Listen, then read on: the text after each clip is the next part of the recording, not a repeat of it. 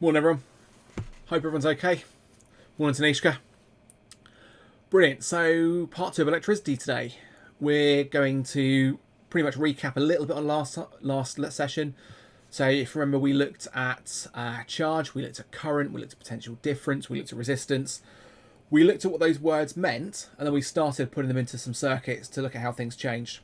And we're going to carry on with that today, but we're also going to have a look today at looking at some exam questions and how some of those explanations fit in with the exam questions and the sort of calculations we might need to do to be able to work that out.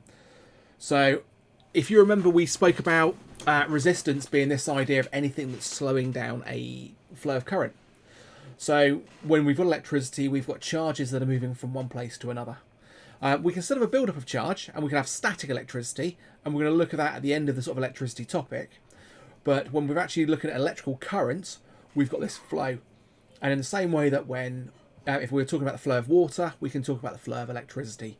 So the faster the flow, the faster that charge is moving around a circuit. We looked at this idea that potential difference is the energy that's being delivered. So when we're actually looking at the word potential, you've seen in energy before. So when I looked at physics 1, we often talk about sort of gravitational potential, and we talk about chemical potential, elastic potential. So we've got this idea of potential for energy. So when we're looking at potential difference, we're actually looking at this energy potential that some of the electrons might have. So when we use a voltmeter, what we're actually doing is we're measuring the energy potential on one side of a component, and we're looking at the energy potential on the other. And if that potential energy has changed, in other words, it's been transferred and delivered to somewhere else, then we have a potential difference. So, and usually that's when something happens. So we might have a bulb that's been lit up, we might have a motor that's turning, we might have a speaker, all those sorts of things that are happening. But we've got that energy that's been transferred from one place to another. Resistance then is anything that slows down that flow of electricity, that current. Now, when this happens, we normally do end up with a transfer of energy as well. So normally when we've got something like a resistor and we're looking at a bulb or anything that does something to that current, we're going to get an energy transfer and a slowing down of the current at the same time. Now, if I just go onto the board, we looked at this idea then that we said that current... Oh, hang on, let me just pick the pen up properly. There we go.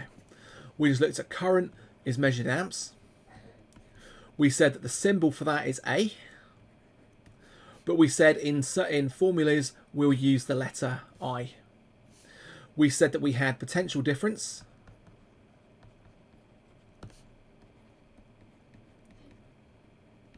and we said the potential difference is measured in volts. Symbol for volts is V, and we use V in the circuit diagrams. And we said that, in formulae. And we said that we had resistance. Resistance is measured in ohms, and I'm going to be spending quite a bit of time today talking about resistance. And we said the formula for that is the omega symbol. But in formulas, we'll just use the letter R. So, for instance, we may look at, and one of the most common questions, V equals I times R. So that's the one we're going to be using quite a bit today as we go through and we look at some of this resistance and how it changes. So let's make a start. What I'm going to do is I'm going to flip between the circuit package that I looked at before, the animation package. In fact, I'll put that up now. Yeah, there we go. So we said that this isn't one that I use. I have anything to do with. I just use it a lot because it's brilliant. It's completely free, so you can access it from home. And it's created by an American university in Colorado. And it's really good for trying to show things that are happening. So to give you an idea, he says it's really good. If I can actually get it working. Bear with me.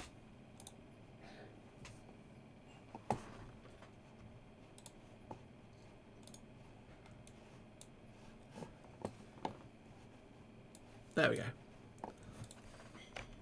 But I'm going to move that over to there.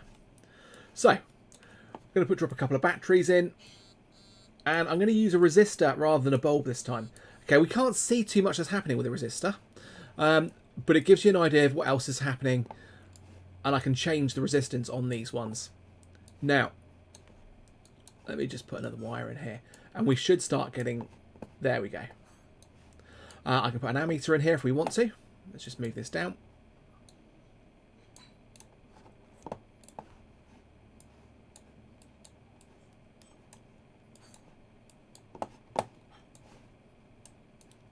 There we go. So we can see that flowing around.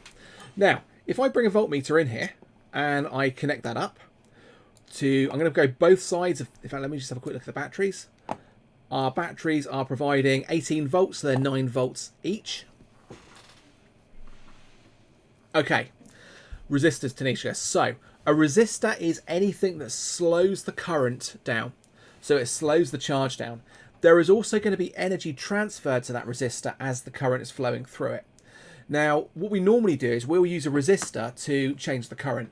So, for instance, if I'm using something like an LED, so a light-emitting diode, most of them will have a maximum current rating on them, or they'll have a maximum rating so that we don't damage them too much. So if we're connecting them up to a battery, what we'd normally do is put a resistor before the LED, because that protects the LED. That makes sure we're not going to be feeding too much current through, we're not going to be putting too much energy into it, and we're not going to destroy the LED. So a resistor just slows it down. Now, what we looked at is we said that with the sake of a wire, when electricity is flowing through, because those electrons, and in fact, if I go back to this one again, bring that one up, there we go. If I just drop in the picture that I did last time with this, and we'll just do this as a quick recap, because I think it's quite important. Drop that one in there. What we said happened is that the electrons have to move in between the atoms. They have to flow through as they're travelling through the metal. And if you remember that the electrons in metals are all delocalized, so if the battery creates a push at one end, the electrons are then going to be forced all the way through that metal. Now the thing is, as they're moving through, the nuclei in the atoms are vibrating very slightly, and those electrons are going to collide with them. So every time they collide with them, they're going to transfer some energy to those nuclei, and they're going to slow down slightly. So we've got resistance that has happened. Now the more frequent the collisions are, the higher the resistance is going to be. So if we make the wire narrower, in other words, there's less gaps for the electrons to travel through, our resistance goes up. If we make the wire longer, they then have to travel a bigger distance through that wire, so our resistance goes up.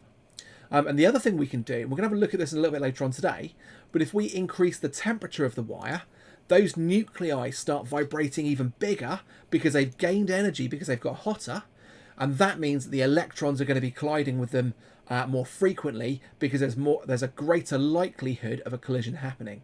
So that's pretty much what resistance is. Now, when we actually start having a look at a resistor, let's bring that back in here. We're deliberately using them to try and slow the energy, slow the current that's moving around the circuit down. Okay, so that's their purpose. Now, they don't light up, they don't do anything else, but we are going to be transferring some energy to them. And what we will do is we'll have a look at something like variable resistors in a minute as well, and we'll have a look at why we might want to do that and what the effect is going to be. So, what we've got is two 9-volt batteries, giving a total of 18 volts altogether. I've then got two resistors.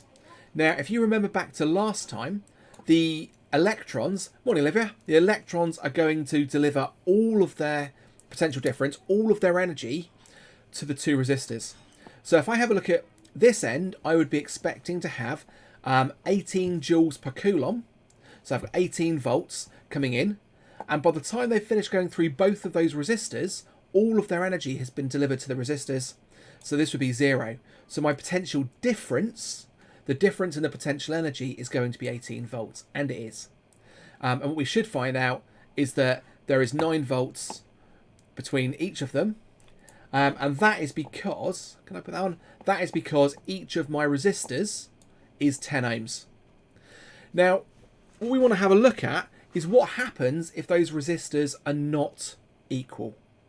Okay, so they do not have the same resistance on each of them. So let's just have a quick look. Let's change this one to 20 ohms. So we should still have a grand total of 18 volts between the two resistors, and we do.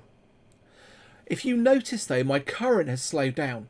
My current has gone from 0.9 to 0.6.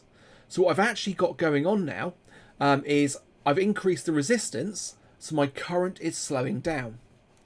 Now, the other thing we're going to notice is that we won't have 9 volts on each of them.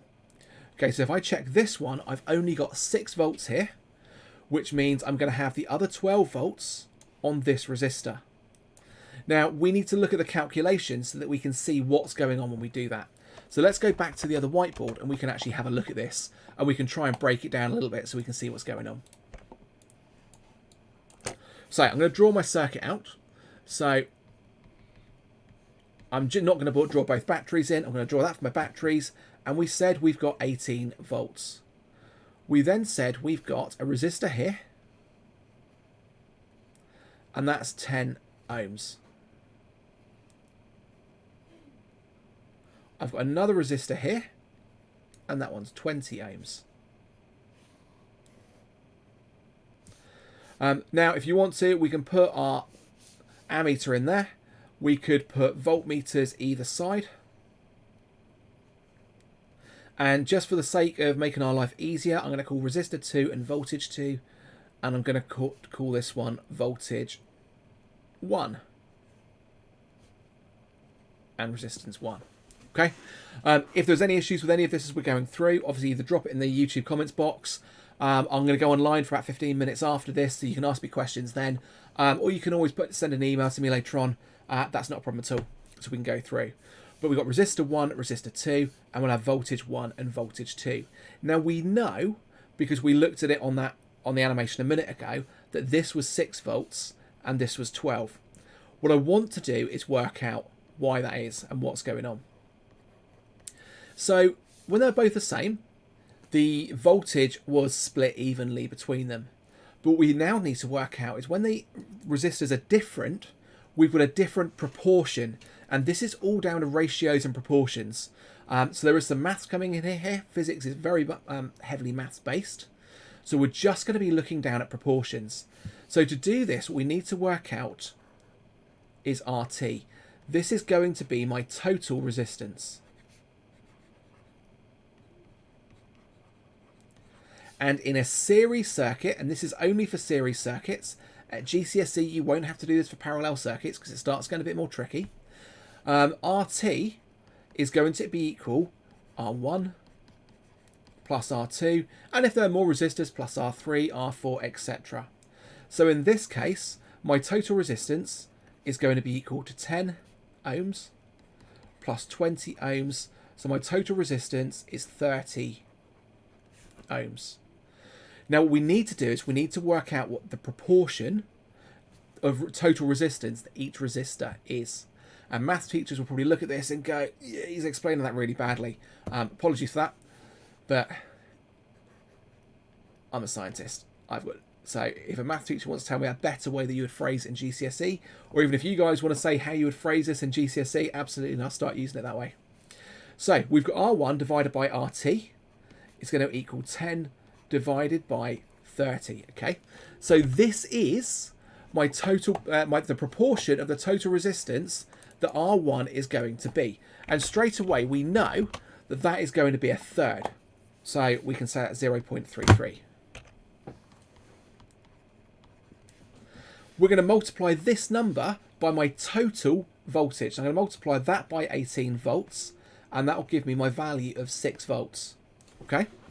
If I want to do the second one, now realistically, if I was doing this in an exam, once I'd worked out the first one, I'd just take 6 away from 18. But let's just prove that it's going to be 12. So I'm going to work out the proportion of the total voltage of R2. So R2 is 20 ohms. And we said that our total resistance was 30 ohms. So that's going to equal 0.6 reoccurring. I'm going to multiply that by my total voltage, and that will give me 12 volts. Now we'll have a look at a few more of these to make sure that we're happy, but we can. This is the sort of steps that we need to go through. Now, if you're doing this at home, what I'd recommend is drawing these out, copying out the working out. Notice I'm not taking any short steps. I'm writing out any formula that I'm using. I did so exactly as I'm doing it. But what I would also do in a different colour at home, I would annotate in your own words what we've done for each step. So when you come back to look at this in the future, it makes sense to you. Because there's nothing worse than picking up a load of calculations and going, oh, I knew this once upon a time, but I don't know it now. So to save yourselves time, when you go through after this session, just spend 10-15 minutes in your own words and probably a different colour. Just annotate on the steps that you've done in your own words. Okay, which is why I'm not going to do it, copy it down now, because it's quite important that whatever you write down makes sense to you. Right, let's go back to our circuit diagram again. So let's have a look at some different values on this one. And the benefit of doing, or the beauty about doing this, is you can play around with this as much as you want to at home. So for instance, I can sit there and I can change these batteries to, let's just change this one to 19 volts, say. And I'm going to change this one. Oh, I can leave it. I'll leave it at 9 volts. It's fine. But you can make it up as you go along. So my potential difference has gone up. I've increased the push behind the electrons. My current's gone up with it. What I'm going to do now, I'm going to put another resistor in. And I'm going to make the resistor 46 ohms. So I'm literally just making this up as I'm going along. I've got nothing prepared on this one. I just want to prove to you that at home, you can do the same thing. You don't need to go and download lots of questions, but you can put any sort of potential difference or any sort of cells you want in, any batteries you want in. You can put any sort of configuration of resistors in or bulbs. If I want to, I can change this one to a bulb. So let me just put a bulb in here just to show you that how this works. And I'll make my bulb, oh, I don't know, let's make it 30 ohms. Okay? So I'm literally just making this up as I'm going along. But it gives me a really good opportunity to practice all of my calculations. So watch my current change as we're doing this one. My current's gone down, I've increased the resistance, even though I've got more cells. So I'm not going to come through and test this at the moment. I'm going to bring my voltmeter on afterwards, but I'm going to go and do the calculations first. And if you are at home, you can use the FET Colorado suite that I'm using at the moment to check your answers, or you can email them to me and check the sort of things that you do to make sure you've got it right. But this is really nice and easy. I should be able to go through and check exactly what I've done. So let me go back to my whiteboard, and we're going to go through and we're going to work out the, sorry, get rid of that. We're going to go through and work out the theoretical calculations now, and then we're going to go back to the software suite to work out whether we were correct. So we've got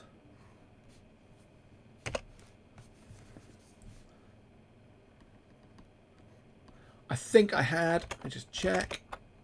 Yeah, it was 28 volts. So 28 volts in the batteries. That then came down to, and I think I put a bulb in there. I then put a resistor in here.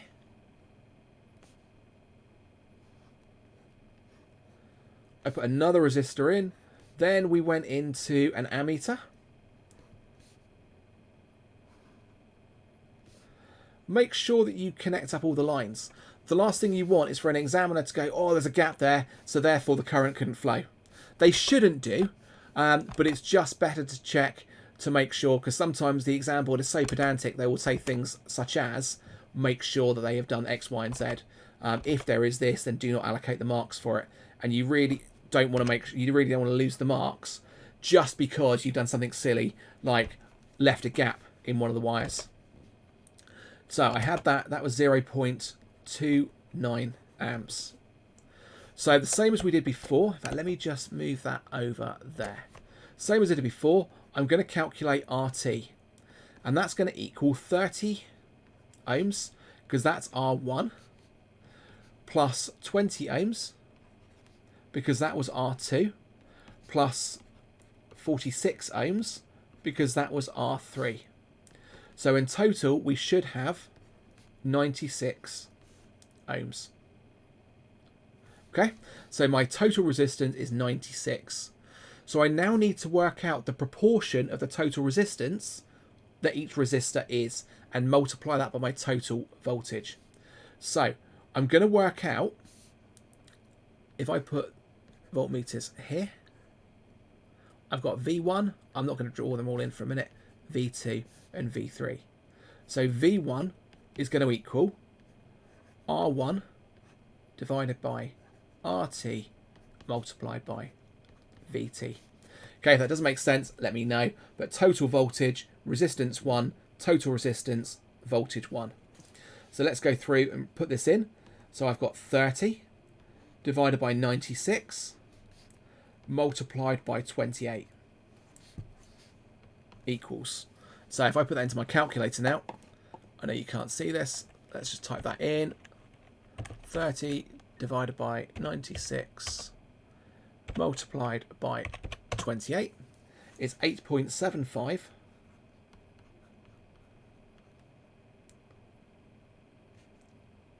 volts. Let's do V2. Same thing all the way through. So now I've got 20 divided by 96 multiplied by 28 equals. So let's go back to my calculator and do that again.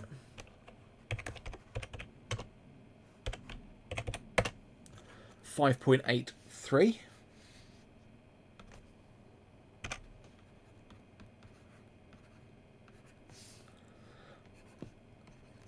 V3. And like I said, you could add these up now and take them away from 28, but let's just have a look. R3 divided by RT times VT.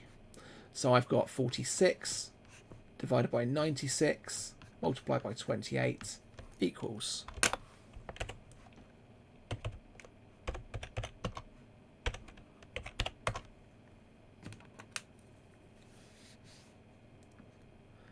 13.42 volts. Now, I'm just going to double check. I'm going to add those together. 5.83 plus 8.75 adds up to 28. So those numbers all add up to 28 volts, which they should do. But I just want to make sure that I haven't done something really silly and mucked up when I'm typing into my calculator. Remember things like bidmass when you're doing these sorts of calculations. Just to make sure. I mean, with this calculation, it's absolutely fine. But a lot of students make mistakes because they type things into the calculator. They don't think of brackets. They don't think of bidmass at all. And it's a really silly mistake, which is why putting down your working out is absolutely crucial, because even if you make a mistake, you're only going to lose 1 mark at that point if all of your working out's correct. So let's go back to here and have a quick look and see how we've done. 8.75. 8.75. Good, first one's correct. Let's have a look at the next one. 5.83. 5.83. So it's all working. I'm going through and I'm using this just to check, and 13.42. So all of that works. I've just gone through and I've used this. I've made up a circuit diagram. I've made up the resistances on there, and I've gone through and I've checked out the theoretical values. I've done a bit of practice. I've come back to my animation package just to see if it works. And it does all work. So what I want to do now, I'm going to stop saying so. I'm saying it a lot at the moment. What I want to do now is I want to have a look at some actual exam questions, and we'll start seeing how this actually works from an exam point of view. Let me just go down here somewhere.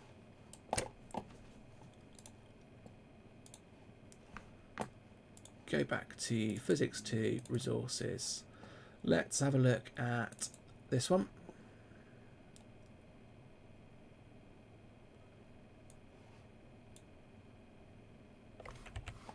Not that one.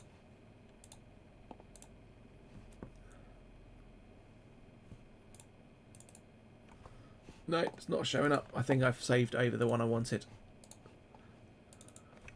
I have. Okay, I'll jump on to a slightly different one. I know the others are there. Let's go on to this one.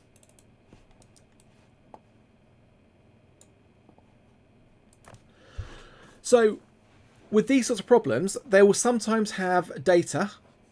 They will sometimes just get you to explain what's going on.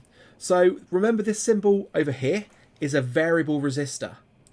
So what we're looking at happening now is they'll probably start talking about what's going to happen to the resistance in R as we start changing the variable resistor. So let's have a quick look and plug some data in. Now, you don't have to plug data in, but if you've already gone through and you've done the calculations, or if you're looking at this going, I'm really not sure, then you could make up some data for this one to work out. But what we should be able to figure out, based on what we looked at before, is that as we increase the resistance on the variable resistor, the proportion of the total voltage that's ending up on this resistance is going to decrease. What we're also going to do is we're going to increase the total resistance, so the current is going to slow down around the circuit. Now I'm going to make up some data here so we can actually just test this. So I'm going to call this 6 volts. I'm going to say that this is 50 ohms. And I'm going to say this one is 1 ohm. I'm going to run and I'm going to make up, we can work out what the current's going to be in a minute. So let's just say I've got my ammeter is in the circuit here.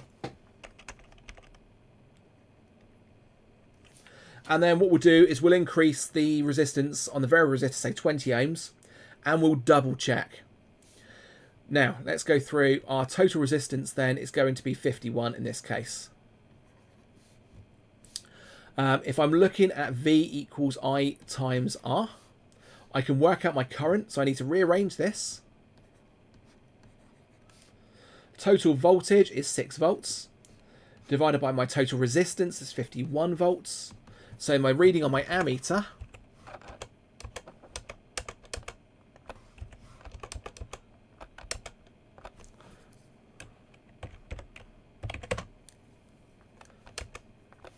is going to be 0.12.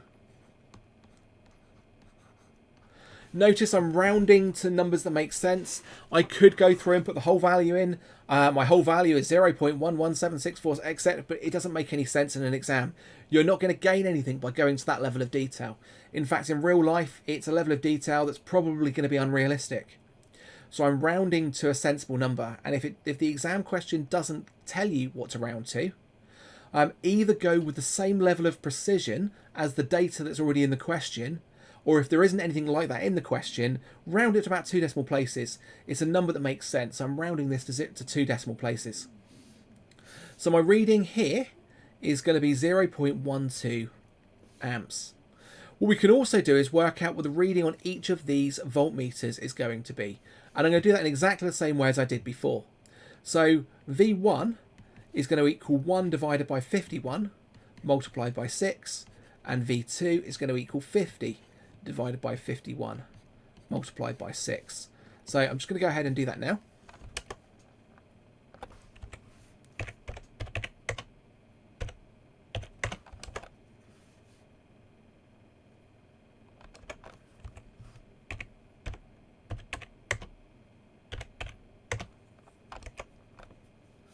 So that's 0.12 volts. Go back to the next one, just to double check. Like I said, we can take them away, but it's useful. And sure enough, that equals 5.88. So we've done it the first time.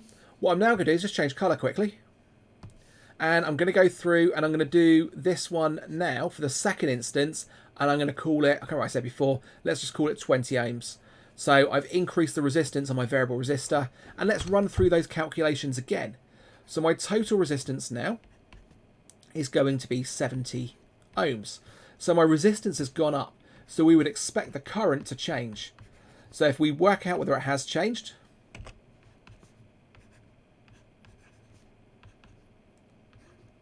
potential distance hasn't changed, but that's now divided by 70.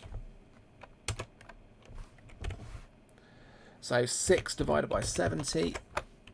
And sure enough, my current reading now is going to be 0.09.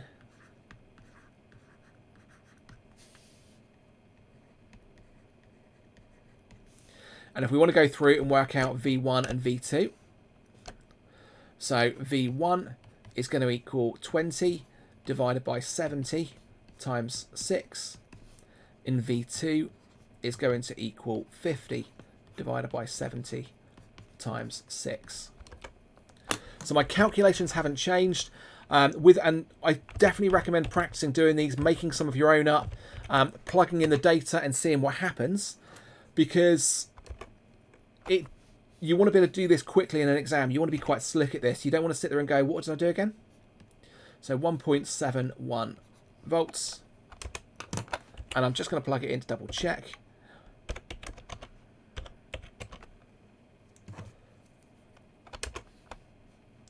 And that one, rightly so, is 4.29 volts. So now, if we actually go back to answer the question, I would do this very quickly, or I wouldn't do it at all, depending on how confident I was in my ability to answer this question. But if you notice, the current has decreased. And I could actually say it's so yeah, the current's decreased from 0.12 to 0.09. And the potential difference on resistor 2 has gone from 5.88 to 4.29. So if that was a light bulb, my light bulb has now got dimmer. There's less current running through it. There's less energy going to that wire. So it's all decreased. So we can answer that verbally, and I would just answer it in bullet points. Remember, we don't like big waffly paragraphs in science. We leave that for other subjects. We like short, sharp bullet points just with the key information. So the resistance on the variable resistor increases, total current decreases, and the potential difference on resistor 2 will decrease. If it's a bulb, it gets dimmer. So depending on what it's asking, those are the bullet points I put in, depending on how many points it is, and that's all I would write. But if I am in the exam and I'm not sure, I would quickly throw some data into that just so it works through, and then I've got something that I can prove to myself and to the examiners if I needed to. So we'll look at another question.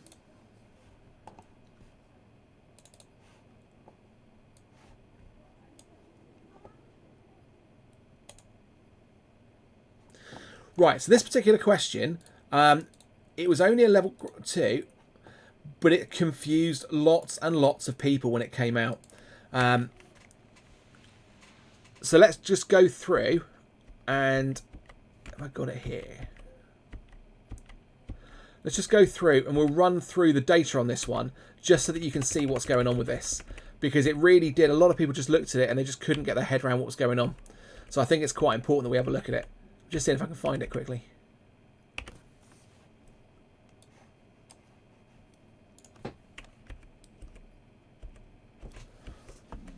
There we go. So they tell you in the exam question, and this is what I wanted to just double check, they tell you that the reading on the ammeter is 0.1 amps. So we can go through and we can work out what the total resistance of this circuit is going to be, because we know what the current is. Now, without even looking at everything else, I'm going to go through and I'm just going to work this out quickly now. So my resistance is my voltage divided by my current. Yeah, remember V equals I times R. Now, if I know that that's 12 and that's going to be 0.1, if I plug this into a calculator, I'm going to get 120 ohms.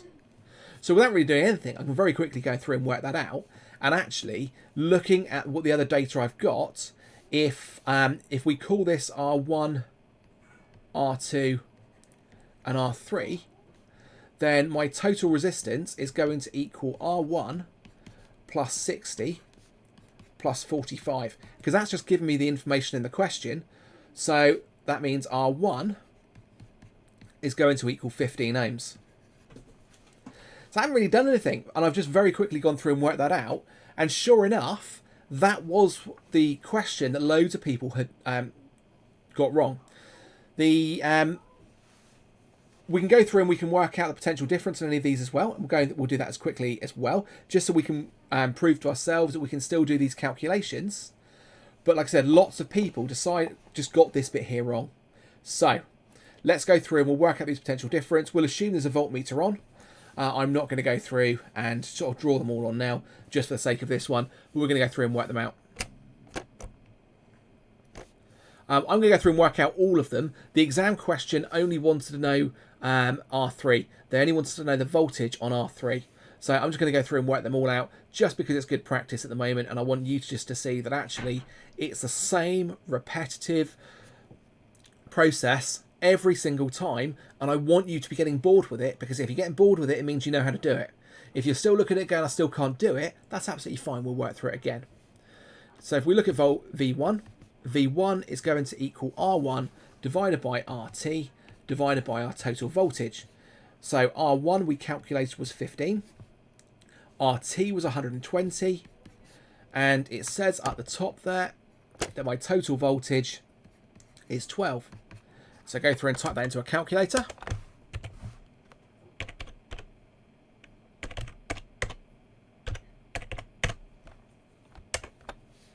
And I get 1.5. V2 is going to equal the same. So I've got V2 is 60 divided by 120 times by 12. Now we know that 60 divided by 20 is half. So I'm expecting this one to equal 6 volts. Now, before I do the next calculation, if we know this is 7.5 volts. So I think we're looking at what, 4.5? I'm doing this in my head. Let's go through and work out. So 45 divided by 120 times by 12.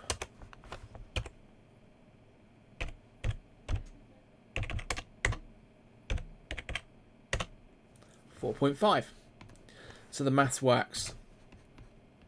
I always say maths always work. If maths doesn't work, it's our problem, not the maths problem. So I've gone through and I've worked out 4.5 volts with that one. So hopefully none of that should be new now, because we've been through that a few times. So the next thing the question asks is what happens when the switch is closed. So electricity will always take the path of least resistance. As soon as I close this switch, it's easier for the electricity to go around this circuit than it is to go through the resistor. So when we close the switch, we effectively bypass the 60 ohm resistor. Now, when that happens, think about what's going to happen. The current is going to increase because my total resistance now goes from 120 to 60. The other thing that's going to happen is there is a greater proportion of the potential difference going to R1 and R3. So R1 and R3 have more energy transferred to them. And we can calculate what that is by having a quick look. So just change colour quickly. Remember, my total resistance would become 60. So I could go through and go 15 divided by 60 times 12. And I could do 45 divided by 60 times 12. I'm doing this really quickly now because we're getting lots of practice in.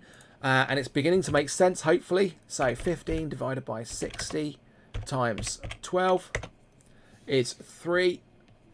So that means this one is going to be 9 volts. Now, remember we worked out that the 45 ohm resistor was 4.5 before. It's now gone up to 9, so it's doubled because we've halved the total resistance. So the currents would have gone up. In fact, we can work out what the current's going to be. We haven't even done that bit yet. Let's just work out what the current would be. So if my total resistance is 60, that'd be 12 divided by 60. Let's have a look. We should be able to predict what's going on because if we've halved the resistance, but let's have a look.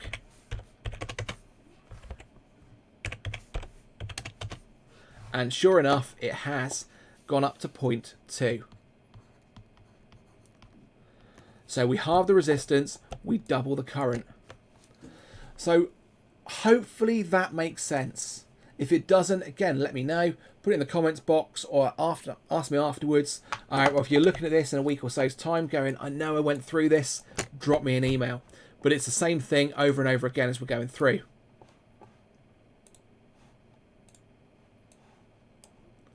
One more, and then we're going to have a look at something a little bit different.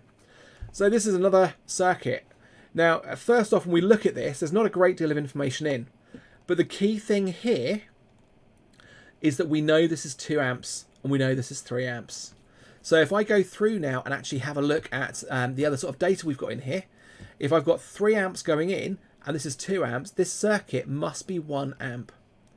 Because remember, the current's going in and it's splitting in 2 directions. So whatever the current going in is, that must equal the total current on each of these circuits. And we should know as well this is a parallel circuit. That shouldn't be new. If I was then to look at the current in different parts of the circuit, that would still be 2 amps. That would be 1 amp. that would be 3 amps. So none of that should be new. What we can also do is we can work out, let's have a quick look. No, I can't work out a great deal more on this one because we don't actually know what the resistances are on this one. Let me just check the exam question to see if they've told us that. And they don't.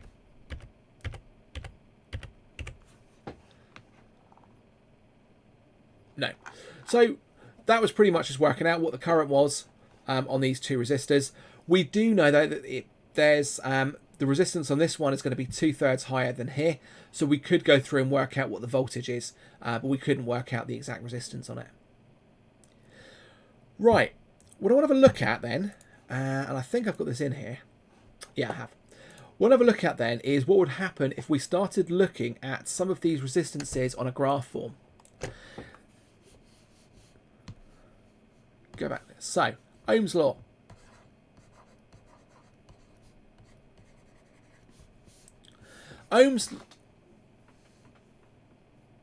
Right, so Tanishka, I've gone through and I've worked out all of these values based on the things we could work out. The exam questions would tell you what they want you to work out. But in terms of practicing this at home, you can literally copy what I've done and go through and just change the values. You could put 5 or 6 resistors in a circuit and go through, and the process is exactly the same. Each resistor would be the proportion of that resistor out of the total resistance multiplied by the total voltage. So you can go through and you can sort of plug data in and see how it works. And if you're really not sure, as I said before, go through, build a circuit on FET Colorado. Like I said, it's completely free. You don't even need to download anything to do this. But you can go through, build a circuit, and just see what information you can calculate. Like I said, I can go through with this one, and I can sit there and I can plug a resistor in. That's a 10 ohm one. I'm going to plug another one in there. And I'm going to make that one 120 ohms. Everything's slowed down. My current's slowed down. But I can go through and I could do the calculations for this, and I could work out whether I'm correct by then going through and measuring what the voltages are.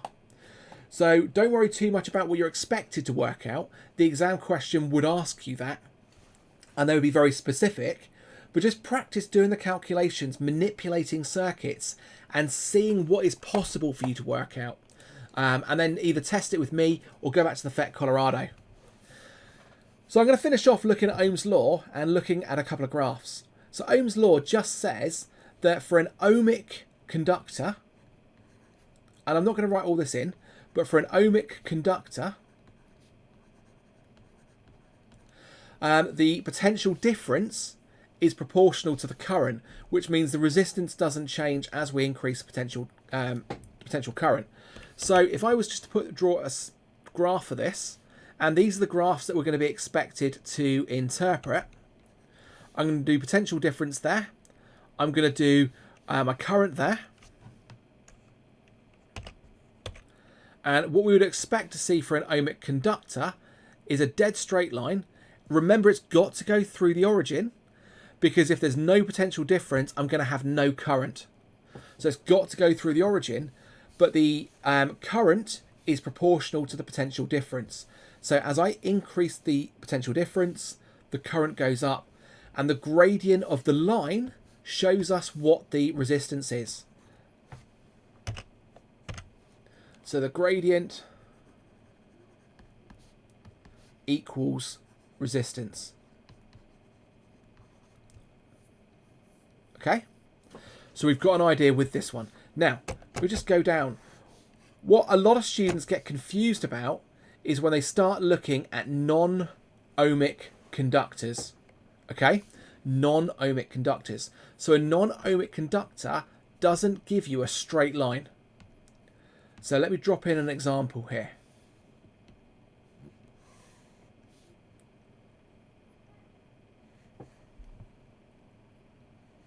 Oh. Nope, I can't make it big. Let's try with that. There we go. Now, this would be a graph for a filament lamp or a filament bulb. Or it would, if you're doing the resistance in a wire practical, if you increase potential difference enough, this is the shape you're going to get. Notice the middle section of it is ohmic. So this section here is ohmic. There's very little change. It's pretty much a straight line on that one. But as we increase potential difference, my resistance increases because my current is not increasing proportionally. So the graph is beginning to curve. Now, we can explain this using the ideas that we spoke about last lesson and at the beginning of this session in regards to what causes resistance. So if we remember, and I'm going to drop it in again because I think it's just important.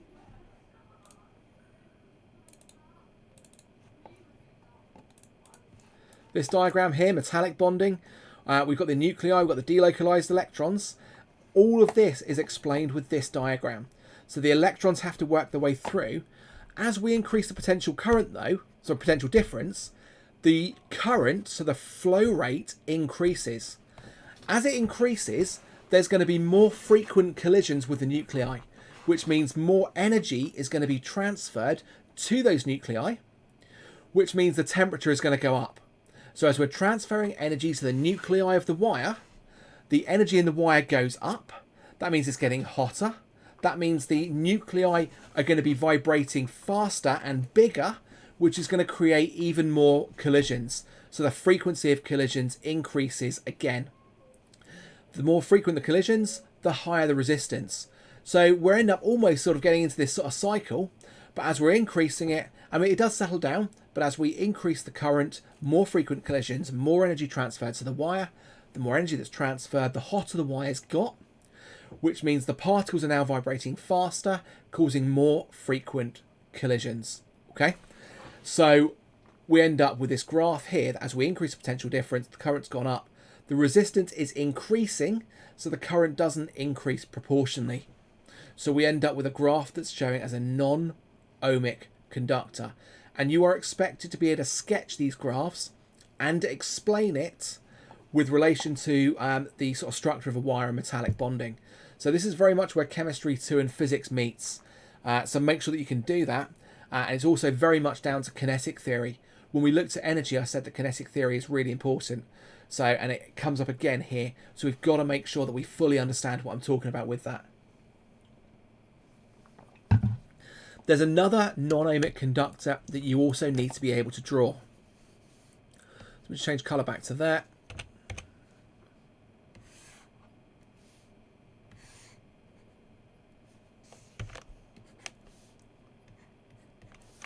So this is the other version that we need to be able to draw, and this is going to be for a diode. So the diode, what we end up with is we end up with a very high resistance one way. So very high resistance here, and then what happens is we reach this threshold where the graph does this. So very low resistance. So let me just change colour so I can put some notes on here. We have high resistance this way, and we have a very low resistance toe